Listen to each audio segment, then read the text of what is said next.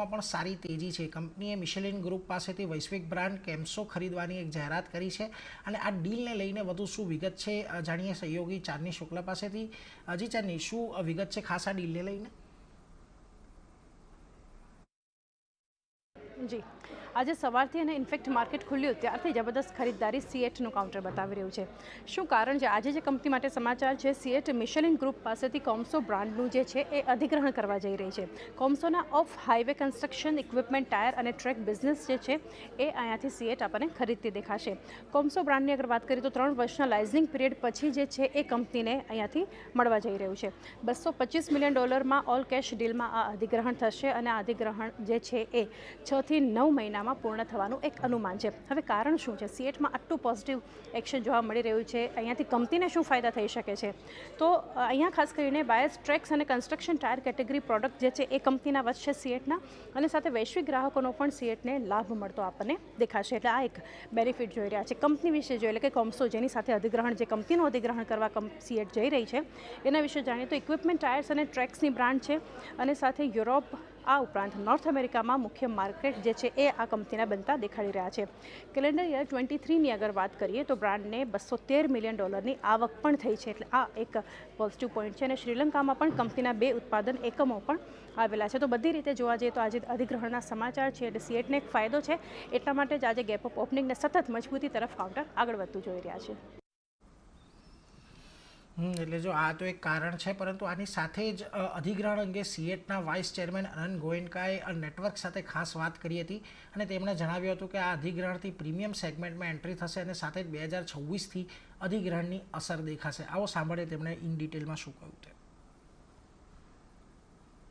In today's world, getting access to high quality premium brands is a rarity. Getting customer access in EU and US, particularly with high quality OEMs, high quality tractor manufacturers, compact construction makers, and distributors gives us a great entry and stronger position in these markets. We get access to about 40 plus OEMs, and we get access to about 200 plus distributors, and this is at the high end premium segment of the market. So to us, this is what is most exciting. Also, the OHT segment is generally higher margin than the routine tires business of passenger car and truck, etc. So this will increase our share in the higher segment business. The larger effects will come in from calendar year 26, and with that, I think the industry itself is growing at about, say, between 5 and 7%. If we are able to get the two companies together and integrated well, I think we should see higher growth than that going forward. In terms of margin, the margin profile of the business is at about 15 to 20% range. In CEAT itself, we are at about 11-12% margins. So to that extent, if you were to look at the numbers, about 2,000 crore revenues coming in on a 12,000 crore base. So some uptick on margins is something that can be expected. In terms of margin, yes, Q3, there will continue to be some stress on the margins. Rubber prices went up from about 150, 160 rupees per kg to about 250 kind of levels about 2 months ago. This has cooled down, and at the same time, we've taken some price increases in October and November. So with some of that, we think by Q4, margins should get better. And then the year after that, things should continue to remain fairly positive. And in terms of equity, we don't plan to raise. We feel our balance sheet is fairly strong.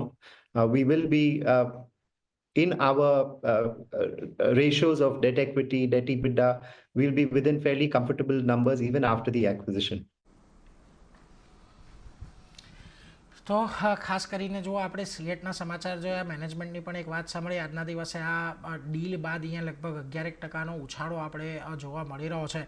ગૌરાંગજી, CEAT માટે તમે શું કોઈ view ધરાવો છો? આજે deal થતી જોવા મળી છે, જો મેનેજમેન્ટે પણ જે પ્રકારે કહ્યું છે કે એક વૈશ્વિક બિઝનેસ માટેના દરવાજા એમના માટે ખોલી રહ્યા છે, એક લાંબા ગાળા માટે અહીંયાથી કંપની માટે ફાયદો થતો દેખાશે? તો પહેલાં તો ટાયર બનાવવાની કંપનીના ક્ષેત્ર પર લાંબા ગાળે અમારી ખરીદારીની ભલામણ છે અમુક કંપનીઓ પર. સીએટ પર થોડા સમય પહેલાં ખરીદારીની ભલામણ હતી, પણ લક્ષ્યાંક આવ્યા બાદ એ જે ભલામણ હતી અમે કાઢી નાખી છે. હાલમાં ભલામણ છે નહીં. પણ ગાડીમાં જેમ ગાડીનું એન્જિન અને ગાડીનું બેટરી હોવી અનિવાર્ય છે, એટલી જ અનિવાર્ય છે કે ગાડીમાં તમારે ટાયર્સ હોવા જોઈએ. અને પેસેન્જર વ્હીકલમાં તો 4 નહીં પણ 5 ટાયર હોય છે નીરજ, એક સ્ટેપનીમાં પણ હોય છે. પહેલા એક પરિસ્થિતિ હતી કે ચાઇનામાંથી બહુ જ ખરાબ ક્વોલિટીના ટાયર ડમ્પ થતા હતા અને સસ્તી ક્વોલિટી અને સસ્તા ભાવના ટાયર વેચાતા હતા, જે લોકોને બહુ જ પ્રિય હતા કારણ કે સસ્તા મળતા હતા. પણ એ લોકોની વિચારધારા ત્યાં જ સુધી સીમિત હતી કારણ કે એવા ટાયરો જોખમ બી ઊભું કરી શકે છે. ત્યારબાદ ભારતની સરકારે ચાઇનામાંથી જે ખરાબ ક્વોલિટીના ટાયર આવતા હતા એની ઉપર પ્રતિબંધ મૂક્યો, ઇમ્પોર્ટ ડ્યુટી અને એન્ટી ડમ્પિંગ ડ્યુટી લગાડી અને પરિસ્થિતિ એવી રીતે ફેરવી કે સ્થાનીય કંપનીઓની બી પ્રતિસ્પર્ધામાં ઉતરી શકે અને સામનો કરી શકે એવી પરિસ્થિતિ બનાવી. હાલમાં જે કંપનીઓ પર ભલામણ છે એ અપોલો ટાયર અને જીકે ટાયર પર છે અને એની સાથે જ એક કંપની છે બાલકૃષ્ણ ઇન્ડસ્ટ્રીઝ, જે કે બીકેટી ટાયર્સ બનાવે છે, ટ્રક અને બસીસ માટે રેલવે ટાયર્સ બનાવે છે. આ 3 કંપનીઓ પર ખરીદારીની ભલામણ છે. પણ આ જે સમાચાર આવ્યા છે સિએટની ઉપર અને જે ટિપ્પણીઓ હમણાં કરી રહ્યા હતા મેનેજમેન્ટ, માર્કેટ સારું એવું મોટું લક્ઝરી સેગમેન્ટમાં વધી શકે છે. ત્યાંથી જુઓ સમાચાર કંપની માટે સારા છે, સારા પ્રોસ્પેક્ટ છે, પરંતુ અત્યારે જે ખરીદારીની સલાહ છે એ બાલકૃષ્ણ ઇન્ડસ્ટ્રીઝ અને એના પર ખાસ તમારે ફોકસ અહીંયાથી રાખવાનો છે. પરંતુ કુશ તમારી પાસેથી સિએટ અંગે જુઓ આજના દિવસનું એક ટેકનિકલ એ પણ લેવો છે, કારણ કે જો આજના દિવસે તમને અહીંયા જે સારો એવો ઉછાળો જોવા મળ્યો છે, કંપનીએ ઘણા અનચાર્ટેડ ટેરેટરીમાં આજના દિવસે પહોંચી ગઈ છે. હવે અત્યારે આ ભાવે તો ખરીદવાની સલાહ સિએટની અંદર ના હોય, પરંતુ કયા લેવલ્સ જે ખાસ તમે એન્ટ્રી માટેના કે એના વોચઆઉટ કરશો? ડેફિનેટલી 3250 થી લઈ 3300 નું લેવલ છે જ્યાં સપોર્ટ સારા છે શોર્ટ ટર્મના, અને જો એ લેવલની આસપાસ મળે તો ટેકનિકલી કમ્ફર્ટેબલ લેવલ હશે. તો સીએટમાં ઓલરેડી જો કોઈ લોંગ કરેલું હોય તો ડેફિનેટલી હોલ્ડ કરી શકે છે, બટ ફ્રેશ એન્ટ્રી મને લાગે છે 3200 આજુબાજુ આવે ત્યારે રિવ્યુ કરીને લેવાશે. So avoid taking fresh positions at current levels.